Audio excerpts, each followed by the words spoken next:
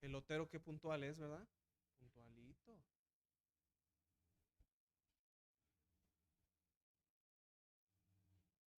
¿Cómo se encuentra el día de hoy? ¿Bendecido? Amén. ¿Cansadito? ¿Sí? No, no, no. No tiene nada de malo que esté cansado, mi hermano. Si ha trabajado toda la semana, tiene todo el derecho a estar cansado. Malo fuera que estuviera cansado y no trabajado, ¿verdad? Ya ve que hay quienes tempranito, ¿verdad? Se acaban de levantar y ya están cansados. Ah, caray. Los cansó la cama. Bueno, pues si está cansado, no hay ningún problema, ¿verdad? Pero eh, si siente que el cansancio le gana a mi hermano, con toda confianza puede tomar agua, puede tomar café, ¿verdad? Vamos a tratar de estar enfocados para que la naturaleza no comience a ganarnos, porque yo lo entiendo, así sucede. Bueno, vamos a continuar con este estudio que estamos llevando sobre el Evangelio de Mateo. Eh, ya vamos adelantaditos. Acompáñeme antes de orar. Vamos precisamente a Mateo, ahí al capítulo 22, del versículo 23 al 33. Acompáñeme, por favor, mi hermano.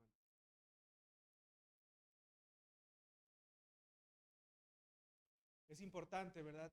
Que usted me siga en lo que yo leo, y más siendo un estudio, ¿verdad? Como tal, requiere que me acompañe. Ya está ahí Mateo 22 del 23 al 33, amén. Bueno, dice la palabra del Señor.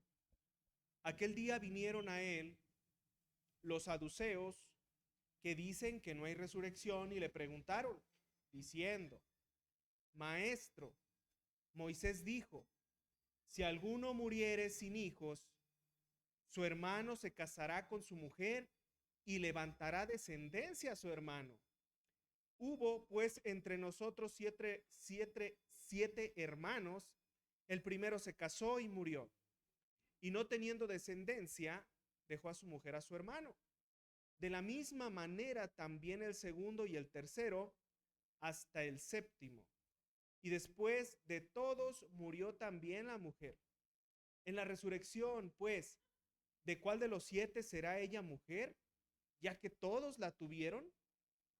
Entonces respondiendo Jesús les dijo, erráis, ignorando las escrituras y el poder de Dios, porque en la resurrección ni se casarán, ni se darán en casamiento, sino serán como los ángeles de Dios en el cielo.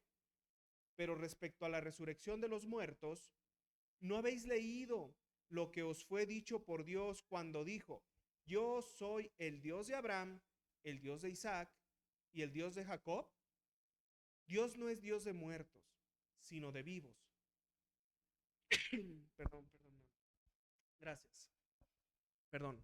Dios no es Dios de muertos, sino de vivos. Oyendo esto, la gente se admiraba de su doctrina. Amén. Vamos a orar. Bendito Padre, le damos gracias por esta noche, le damos gracias por su bondad, por su misericordia, porque usted nos permite, Señor, estar aquí, porque usted es el que pone el querer como el hacer, y usted, Señor, es el que nos mueve, Señor, el que nos motiva, Señor, a estar aquí.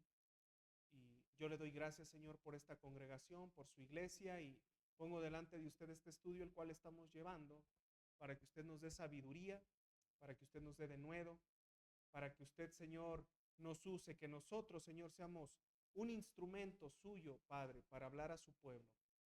Yo se lo pido, bendito y eterno Señor, en el nombre de su Hijo Jesucristo. Amén y amén. Perdón, mis hermanos.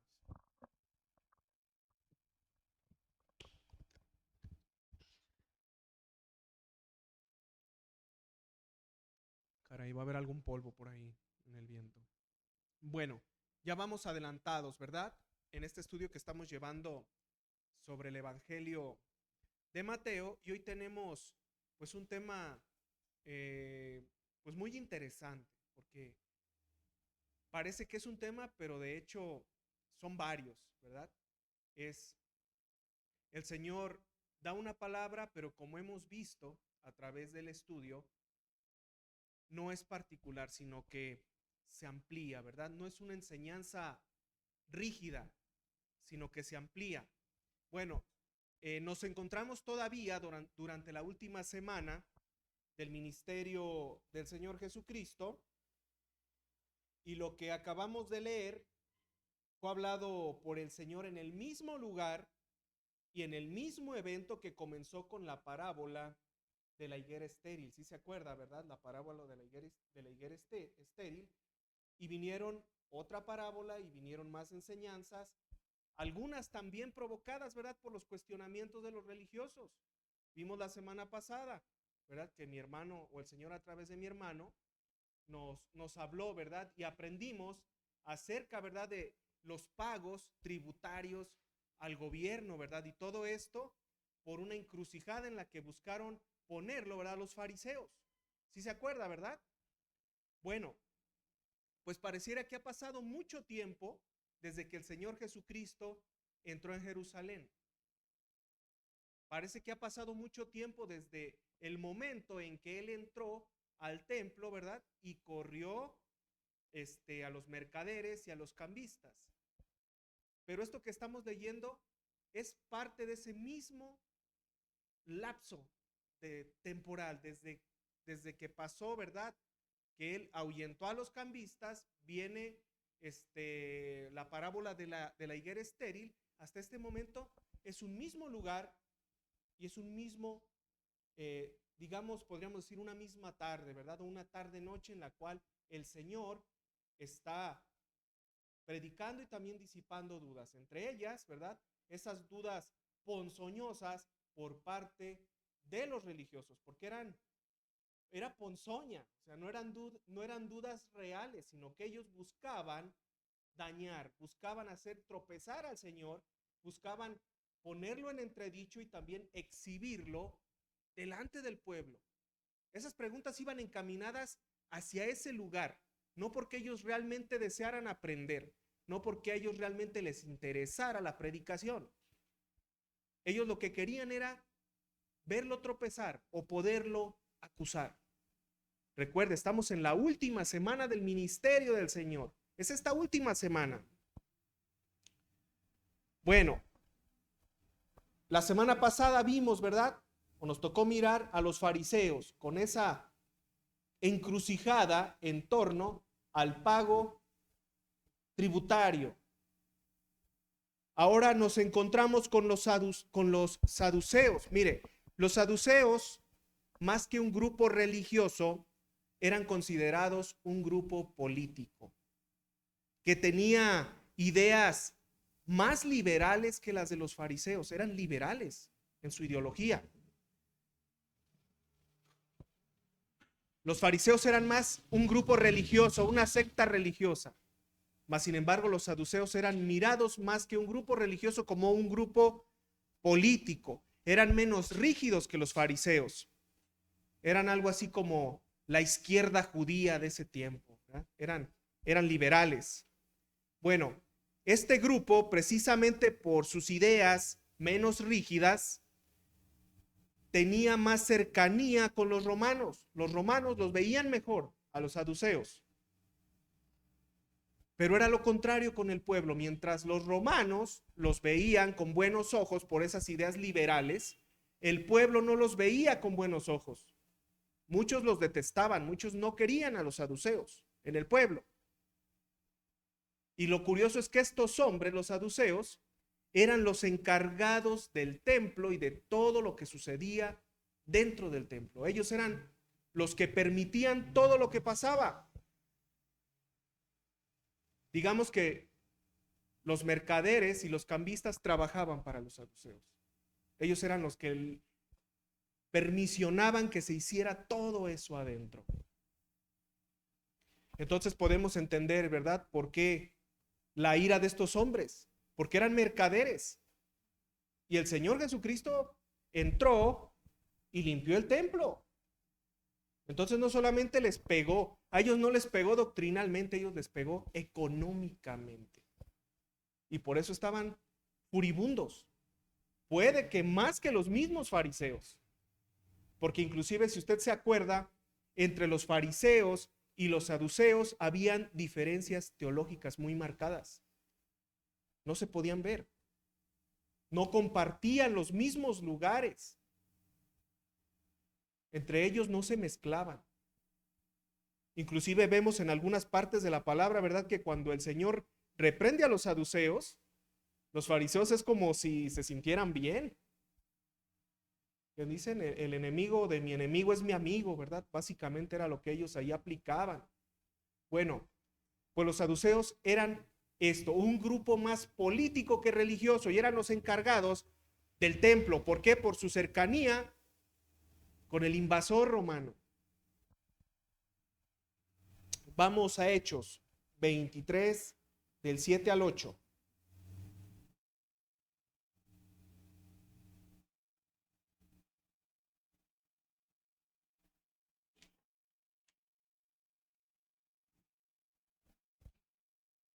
Hechos 23, del 7 al 8. Amén.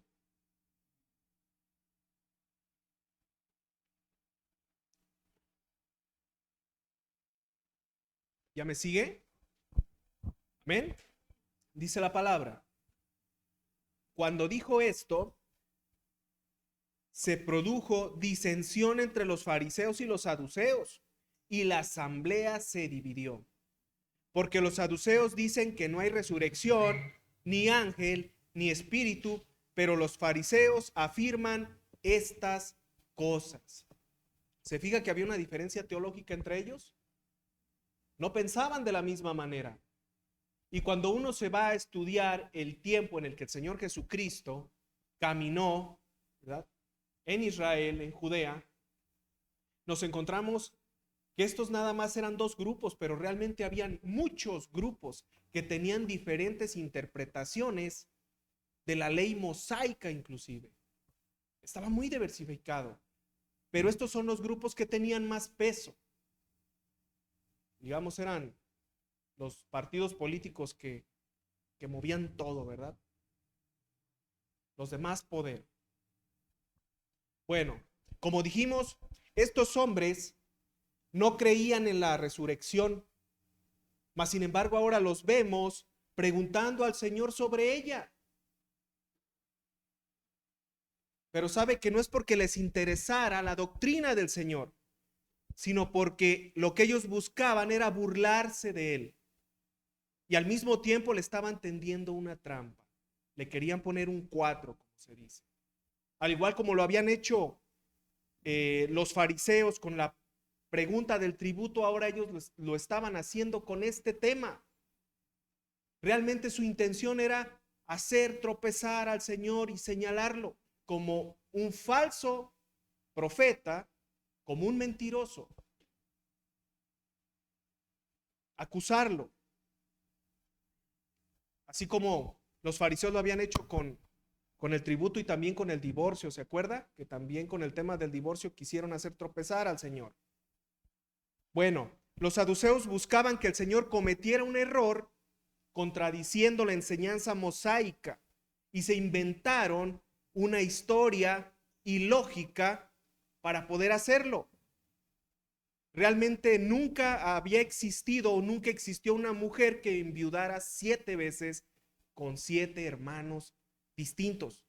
Era una historia exagerada para hacer tropezar al Señor. O sea, aparte de todo, eran unos mentirosos. No era real. Era una suposición utilizada por ellos. Una hipótesis para ver qué me va a responder, para confrontarlo. Mas, sin embargo, cuando uno va a la Escritura, ellos lo hacían ver como si hubiera sido algo real, porque dice, entre nuestros hermanos se dio el caso, lo cual es una mentira. Era una historia exagerada por ellos. Vamos allá a Mateo 22, del 29 al 30.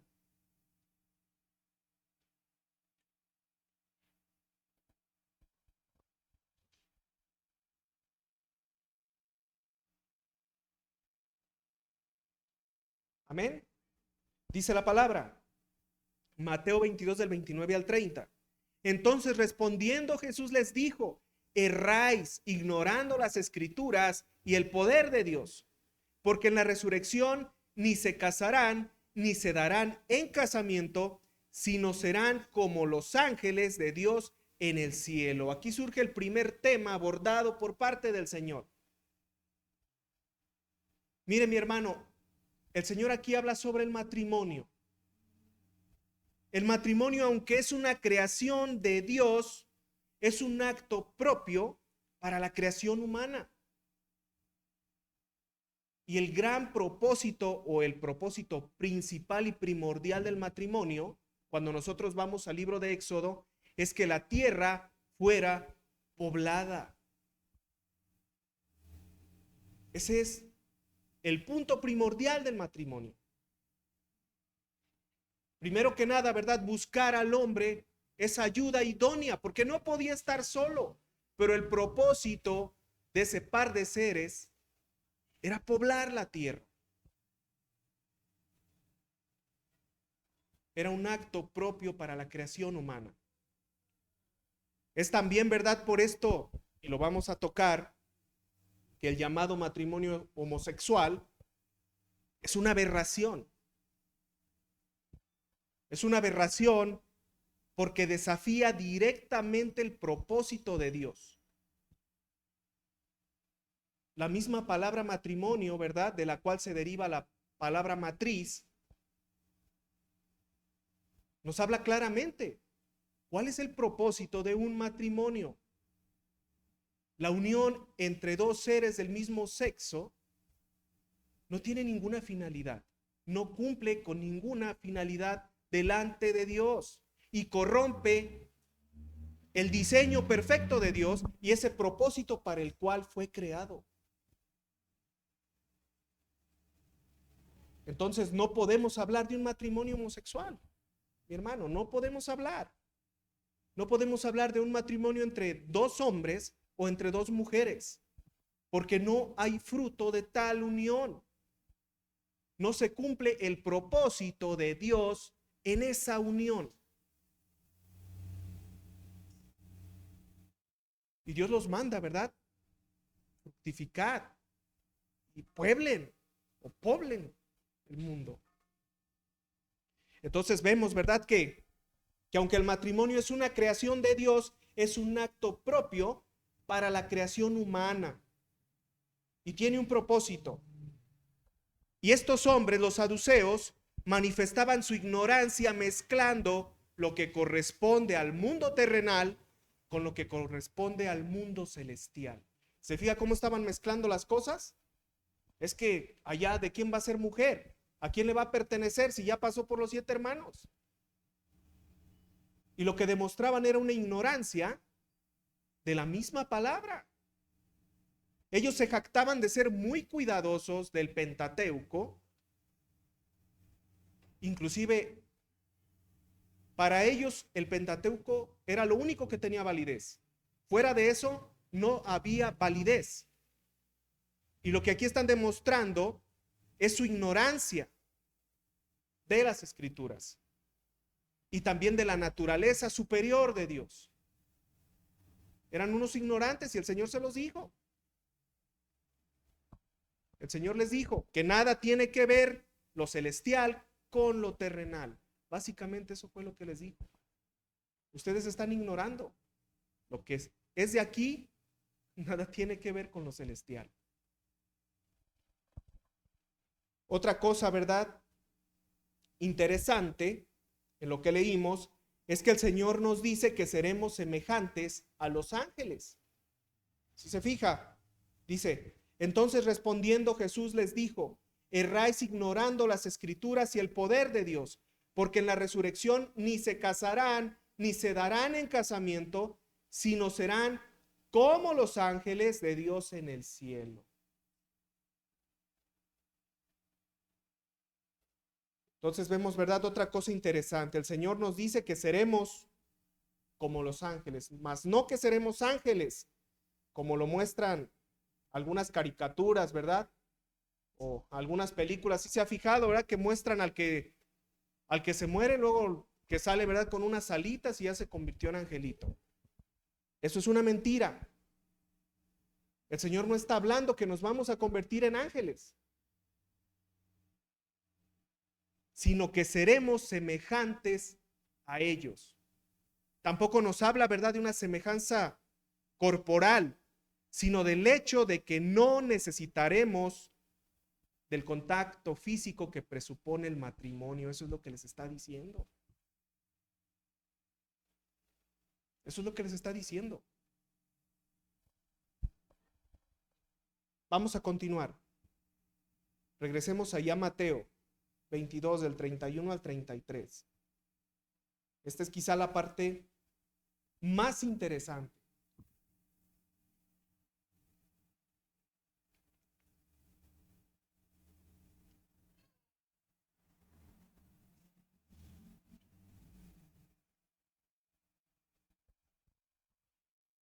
Amén, mi hermano. Y está ahí Mateo 22, del 31 al 33, dice la palabra: pero respecto a la resurrección de los muertos, ¿no habéis leído lo que os fue dicho por Dios cuando dijo: yo soy el Dios de Abraham, el Dios de Isaac y el Dios de Jacob? Dios no es Dios de muertos, sino de vivos. Oyendo esto, la gente se admiraba de su doctrina. Este es probablemente el punto central de la respuesta del Señor. El Señor está citando una parte en Éxodo, ¿verdad? Que es Éxodo 3:6. Y lo que el Señor está explicando es que los patriarcas están vivos espiritualmente y están esperando la resurrección. Eso es lo que les está diciendo. Y algo interesante, ¿verdad?, es que la afirmación yo soy está hablada en tiempo presente, mi hermano. No dice yo fui el Dios de Abraham, de Isaac y de Jacob. Está diciendo yo soy. Lo cual también denota, ¿verdad?, la situación temporal de los patriarcas. Yo soy el Dios de ellos. Fíjese, esta afirmación yo soy es bien interesante. Si usted se acuerda, gran parte de los problemas que tuvo el Señor fue por decir abiertamente esta afirmación: yo soy. Antes de yo soy. Era algo que irritaba en gran manera a los religiosos, a los fariseos y a los saduceos. Los molestaba. Esta afirmación es tan delicada, mi hermano, que no se puede decir o no se podía decir de manera libre. Era demasiado santo, demasiado sagrado. Es el llamado tetragramatón, ¿verdad? El gran yo soy, yo soy. Mas sin embargo, el Señor, ¿verdad?, está haciendo una declaración de su naturaleza celestial, de su naturaleza como Dios. Los está enfrentando, les está diciendo. Porque aunque el Señor lo que está haciendo, ¿verdad?, es citar una parte de Éxodo, era una parte de Éxodo que no se podía citar con libertad porque es una afirmación. Era demasiado delicado. Mas sin embargo, aquí el Señor les dice, ¿verdad? Pero respecto a la resurrección de los muertos, ¿no habéis leído lo que os fue dicho por Dios cuando dijo: yo soy el Dios de Abraham? Eso no se podía decir con ligereza ni con libertad. Y vemos al Señor haciéndolo. Básicamente el Señor está haciendo una afirmación de su naturaleza. Eso es tremendo. Fíjese, era tan delicado que cuando se escribía o cuando se transcribía esta parte del Antiguo Testamento, en este caso, ¿verdad?, del libro de Éxodo, no se podía utilizar la misma tinta 2 veces para escribir esta parte de la escritura, porque se tenía en extremo sagrada. No se podía escribir 2 veces con la misma tinta. Si fuera una pluma, se escribía y se tenía que tirar la pluma. porque lo que había escrito era demasiado sagrado. Mas sin embargo vemos al Señor, ¿verdad?, repitiéndolo una y otra vez. En esta parte, ¿verdad?, parece como si citara esa parte de Éxodo, pero lo que está haciendo el Señor es afirmando lo que Él es. Yo soy. Yo soy.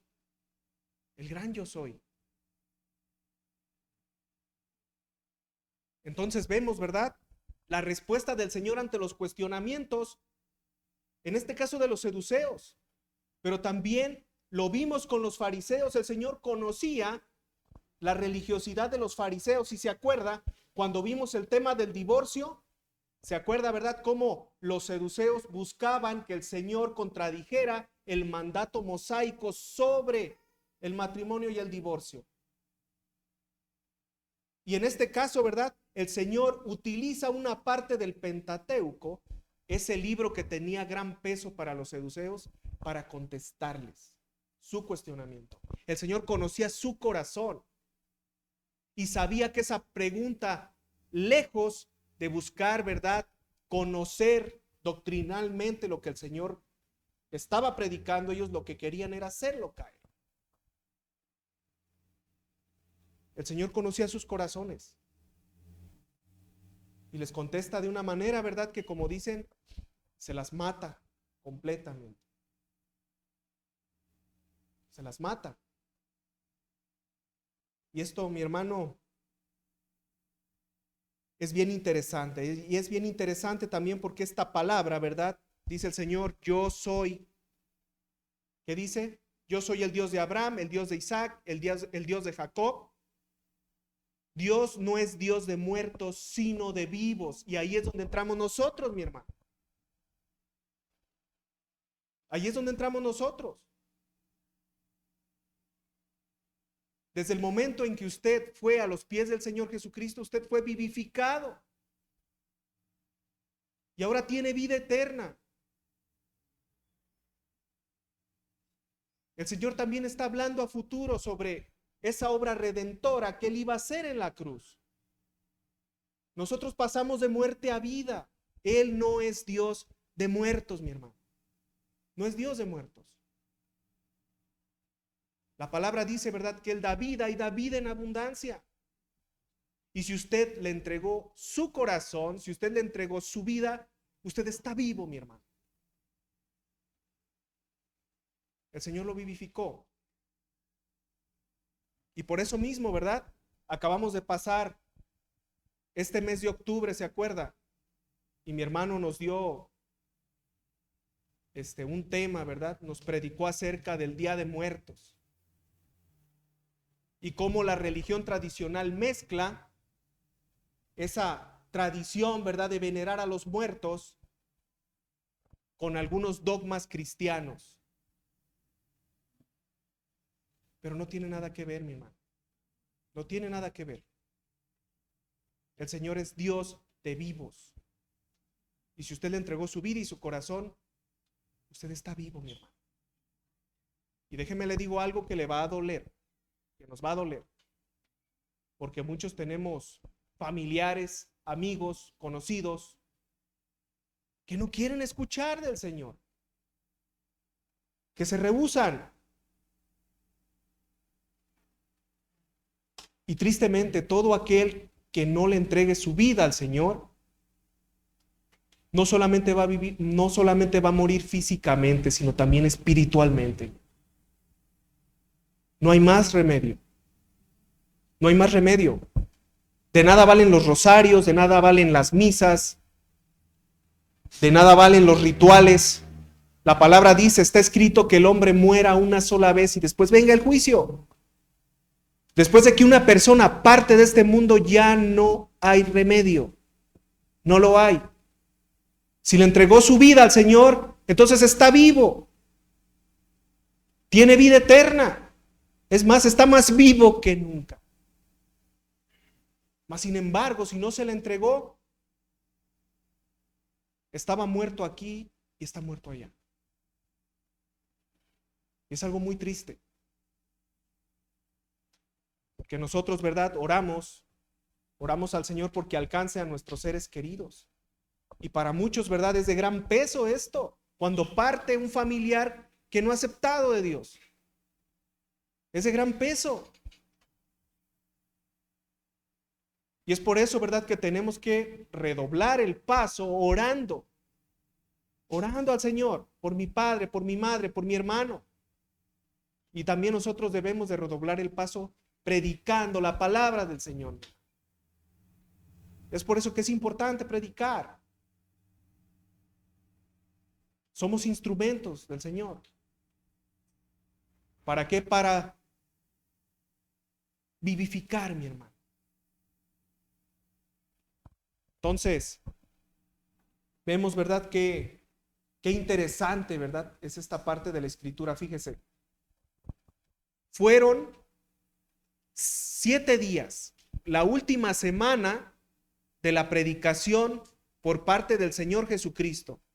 Pero cuando nosotros nos vamos a los evangelios, nos damos cuenta que en esa última semana transcurrieron muchas cosas. Hubo mucha enseñanza por parte del Señor. Realmente, ¿verdad?, fue muy nutrida. Sobre todo si usted se va al Evangelio de Juan, se va a dar cuenta que esa última semana abarca prácticamente la mitad del Evangelio. Y eso es bien interesante. ¿Por qué?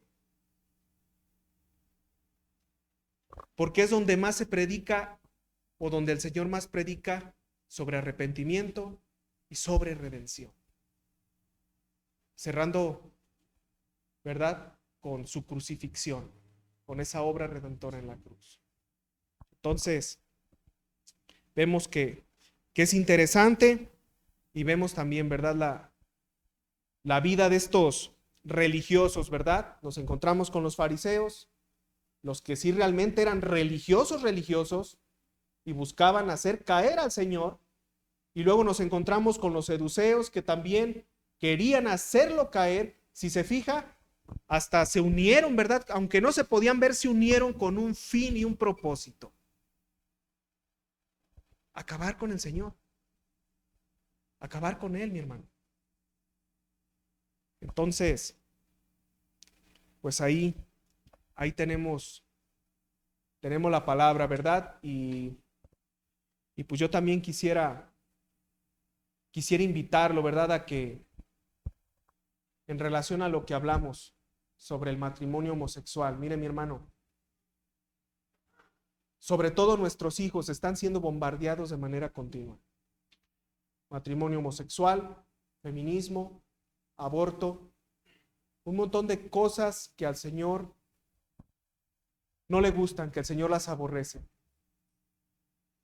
Y pues tenemos nosotros que tomar el control en nuestras casas. Porque si los dejamos, créamelo, el gobierno los va a educar a su manera. A su manera. Entonces nosotros, desde nuestra casa, mi hermano, debemos de tomar el control de nuestras familias, de nuestros hijos, y hacerles ver que no es natural. Y no estamos hablando, ¿verdad?, de que los enjuicien, ni que los maldigan, ni que los apedríen. Eso no. Porque el Señor también nos llama a ser misericordiosos. Pero nuestros hijos deben de entender que ese tipo de relaciones van en contra de la voluntad y del diseño de Dios, que no traen consigo el cumplir ese propósito para el cual el Señor creó el matrimonio, que es entre un hombre y una mujer. Mi hermano, ¿se imagina si en el mundo hubieran puros matrimonios homosexuales? ¿A dónde llegaría el mundo, la civilización? Se acaba en una generación. Va en contra de toda lógica, no solamente en contra de la palabra de Dios, sino en contra de toda lógica natural. El Señor dice, ¿verdad?, multiplicaos y poblad el mundo.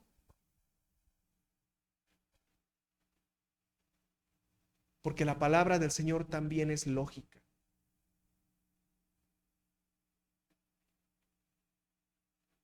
Ir en contra de la voluntad de Dios es corromper completamente lo natural y lo lógico, mi hermano. Y que no le digan, ¿verdad?, con que usted es un religioso. y que le falta ciencia. Porque si usted va a un libro de biología, la biología está de su lado, mi hermano. La biología está de su lado. La biología apoya completamente el diseño de Dios. Entonces, que no le digan que usted es un retrógrada. Al contrario, es un sensato. Amén. Entonces, ese es un tema, ¿verdad? Que por ahí, un poquito secundario, pero que también entra en esto que el Señor nos habla, ¿verdad? Entonces, pues bueno, y acuérdese, mi hermano, el día que usted parta de aquí va a estar en la presencia del Señor. Y olvídese de las alitas y olvídese del circulito eso en la cabeza, eso no es real. Eso es una deformación que sobre todo el cine ha hecho, ¿verdad? Eso no es así. Inclusive cuando nosotros vamos a la palabra, nos vamos a encontrar varias formas de un ángel. Sí se acuerda, ¿verdad? Que en algunas lo describe, ¿verdad? Con varios ojos, con varias alas. Entonces, es algo mucho más profundo, mi hermano. Y aquí el Señor no dice que vamos a ser ángeles, sino que vamos a ser semejantes a ellos. Amén. Muy bien. Vamos a orar, mi hermano.